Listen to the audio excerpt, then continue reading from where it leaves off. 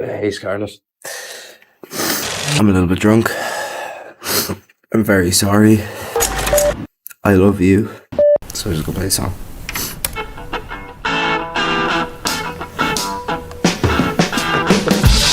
In the world of rock and roll, collaborations between legendary musicians are always exciting. And one such moment happened when Led Zeppelin's Jimmy Page played guitar on the Rolling Stones' track. This song, recorded back in 1973. Yeah. Some things I do remember in great clarity, but especially if it's something special. And this really was.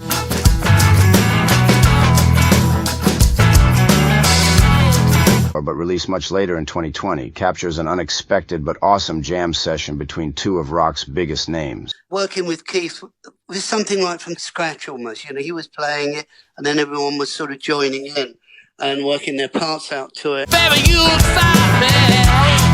How Scarlet came to be.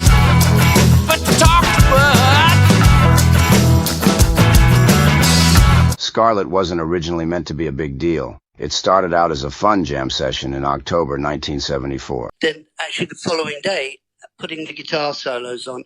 And I knew it was something really special at the time, if you know what I mean. It just felt really great.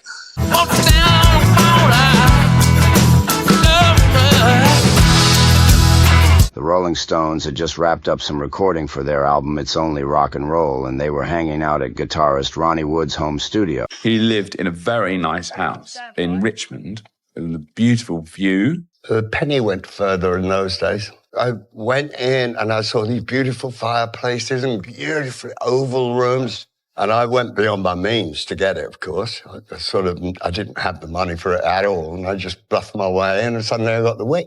Woody was living at the house called The Wick. Then he had a studio in the basement. There was an invite to do a session. It was with Keith. Ronnie and I were very tight in the early 70s. He did a couple of albums with Ronnie, living at his house free of charge. Very nice. Thanks, Ron. He'd always have a song.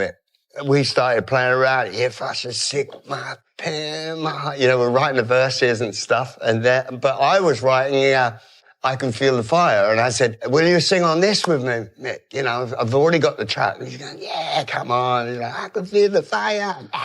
Burning, burning. Anyway, so we had that going. And in between songs, we work on this other song, It's Only Rock and Roll. It's only rock and roll. Jimmy Page happened to be nearby after working with Led Zeppelin at Island Studios, and he decided to stop by. I heard from Ronnie Wood, who's a really good friend of mine from ages back, and Keith's been a really good friend of mine, and they were doing a solo album. Scarlet was like, I'd completely forgotten about this one, and it was recorded around the time of when we made Goat's Head Suit, which I think is like 1973, and it was recorded in Ronnie Wood's basement of his house. Sounds very rock and roll, doesn't it? But I must say it was a basement of a very luxurious house. Scarlet, why are you wearing my heart on your sleeve? When I was making my first album, there were so many musicians coming and going. Paul had just come down the stairs with Linda. And suddenly Georgie's there and Greg Allman coming out of the shadows. You name it. There's Keith Moon and Ringo on the drums. And there would be Jim Capaldi. There are all these different drummers, all queuing up, all different, waiting for a chance to play on the next song. So like all this gathering of different musicians. And it was a real buzz in the air. And when I got down there, Mick was there. And I don't know why, but anyway, we just got together and started having us. It was Keith and me, and then Jimmy Page turned up for some reason. There were two guys from the band that do the David Letterman show. Obviously, Ronnie and Keith, and oh gosh, there were loads and loads of people there actually. Well, it ain't supposed to be Scarlet. Why you tearing my heart? It wasn't uncommon for these rock legends to cross paths back then, and things just naturally flowed into a jam session. I went down the first night and we just jammed and had a tremendous time actually. You don't have to change your mind. Keith Richards, the Stones' legendary guitarist, had already booked the studio, and when Page arrived, it seemed like the perfect time to start playing together. Well, we were just jamming and doing it. Well, you know, just the usual type of things that are jams, 1 chord things, 2, 3 chord things. I remember one point when Keith started doing he started doing the Chuck Berry things, and I mean, he's like a locomotive on it. So there's no one I know who can do it like that. Do that Chuck Berry. Yeah. Oh, it's great. We had a great time. Scarlet, but I am keeping my heart to yourself. Page, who was known for his wild and innovative guitar work with Led Zeppelin, plugged in and joined the session. It was a fantastic night. And the next night I was going to go down and put the solos on this on their stuff. It ain't the way it's supposed to be.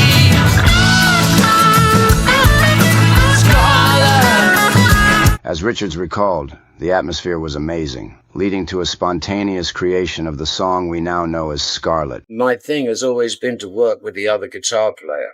I've been blessed that way, man, with the people I play with. I mean, I cannot express, my joy.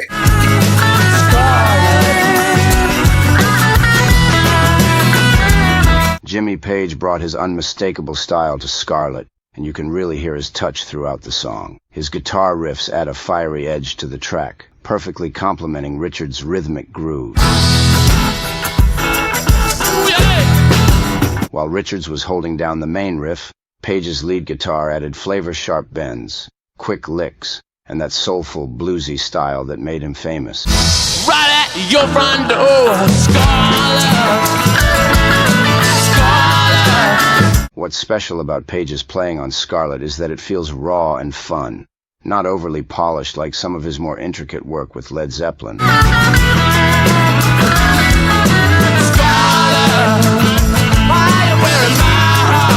It's the kind of guitar work that feels spontaneous, capturing the energy of a jam session. Page's guitar drives the track forward, giving it a loose but powerful vibe that fits right in with the Stones' sound.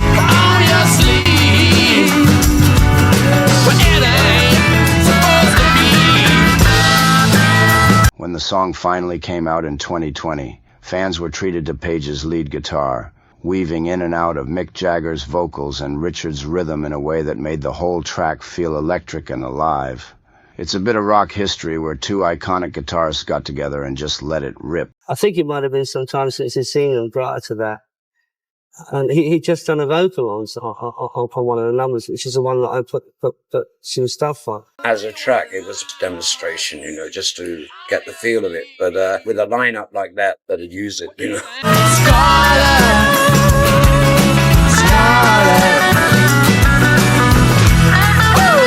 Why Scarlet took so long to be released. I don't know what happened.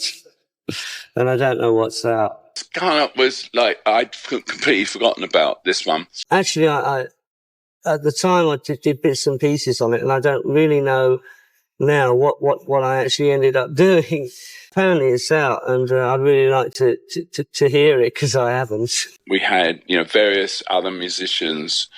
Anyway, so I had this song, so let's try this out. I don't know how it's going to work out. And so we, ran through this amongst other things, and then Keith and I did some vocals on it. And then since then, I completely forgotten about it. And then summertime, it was Ginger Baker on drums, and I rang Jimmy Page up and said no. And Jimmy Page remembered. I didn't remember anything. Oh, they didn't put all my wrong notes down. He was very sweet, and he remembered the whole thing. Well, it would be nice to hear what's out. I can tell you that as a fact.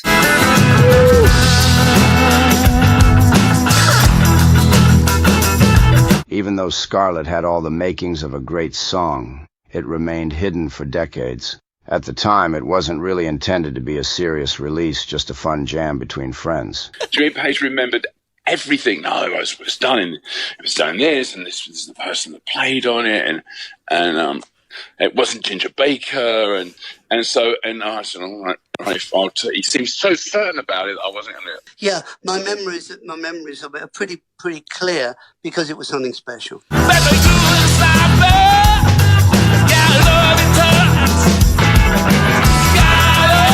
The Rolling Stones and Led Zeppelin both had a ton of music coming out around then, and the song, didn't fit into either band's immediate plans. You know, if you do that many sessions in that many studios, you know, I thought it was recorded here. There, I mean, you're in the studio, in and out of the studio all the time. You don't really remember that when they all sort of meld into one.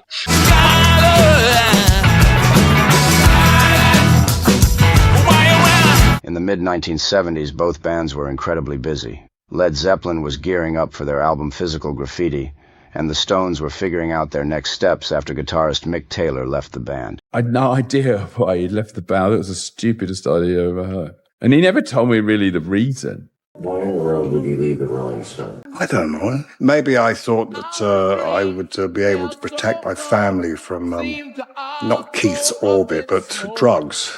Because I slowly became addicted to heroin. There comes a point where you have to choose between one or the other, or you die. And I've survived. Oh, God.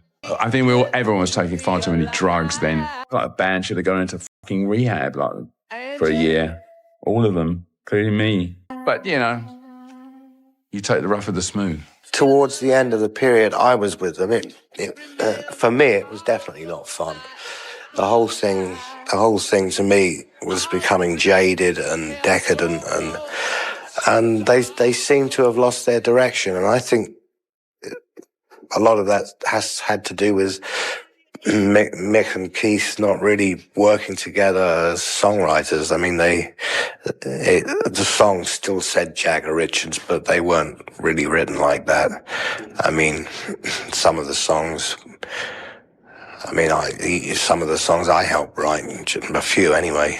We were all still roaming around the world trying to find which bit that we liked. We were strictly really exiles for real now, you know, and everybody, so it was very difficult to communicate with each other. For whatever reason, disillusioned with it a little bit, and a little bit bored. And being the sort of a very impulsive type of person I was and still am a little bit, I just thought, well, I don't want to do this anymore. I was sitting on this sofa in the middle. Mick Jagger was here and Mick Taylor was here. Yeah, I'll never forget it. We were all having a chat and a drink. And then at one point, Taylor leans over to Jagger and says, "I'm leaving the band. I'm leaving right now." It really wasn't a big deal to me, leaving the Stones. And Mick said, "I think he was serious." And I said, "I think he was too." And he said, "What am I going to do?" I said, "I don't know, Mick. What do you reckon?" And he said, "Would you join?" And I went, "I thought you'd never ask," you know. It was so funny. The day before we started Black and Blue, Mick Taylor decided to leave the band.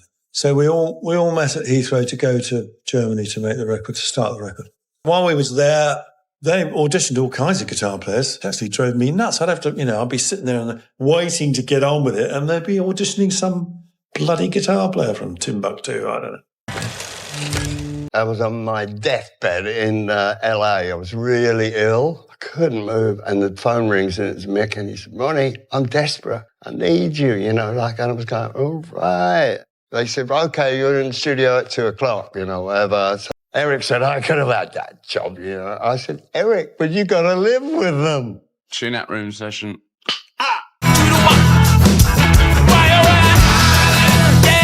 Ronnie Wood was stepping in as a new member, but they were in a bit of a transition period. As a result, Scarlet was shelved and stayed in the Stones vault for nearly 50 years. Anyways, I'm glad first of all, if people like them, that's great.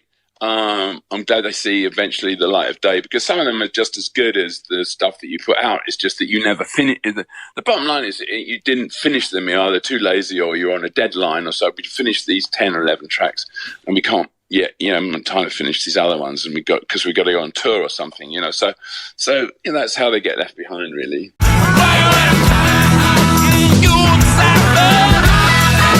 Jimmy and I had a phone call about it because we were talking about, when we did it, and Page remembers it really well. And then more recently, you see, Mick got in contact, and then he sent me a copy of the finished version. I thought, oh my goodness, that sounds so cool.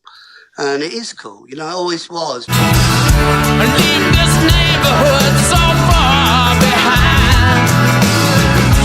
when the Rolling Stones decided to re-release their 1973 album Goat's Head Soup with some bonus material. One of those bonus tracks was Scarlet. Anyway, so, you know, after I'm obviously had to mix it and like put a bit of maracas on it, like you would do, finish the track, you know, I can't have it without maracas.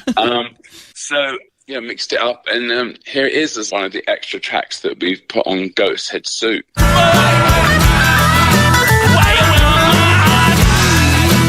Finally giving fans a chance to hear this rare collaboration between Jimmy Page and the Stones. Fans and critics loved it, with many praising Page's guitar work as one of the highlights of the song. It's raw, unpolished, and has a relaxed jam session feel, everything that makes it a hidden gem in rock history. By finding these songs that haven't been released, especially now at the moment, it's good to do this kind of stuff. It's really great to have done it. It's brilliant what Mick has done with it, but it's also good to hear Jimmy Page flying as he was in the 1970s. You know, it sounds good. What we've already done sounds pretty good to me, you know.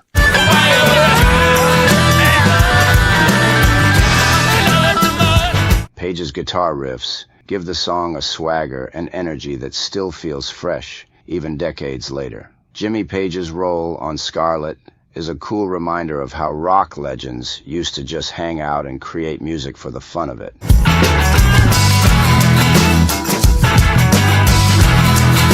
While the song might have started out as a casual jam, Page's guitar left a lasting impression, helping to shape a track that blends the best of Led Zeppelin's powerful riffs and the Rolling Stones' laid-back groove. Honey, you don't have to cry no more. Decades later, Scarlet stands as a reminder of what happens when rock gods get together and let the music flow naturally.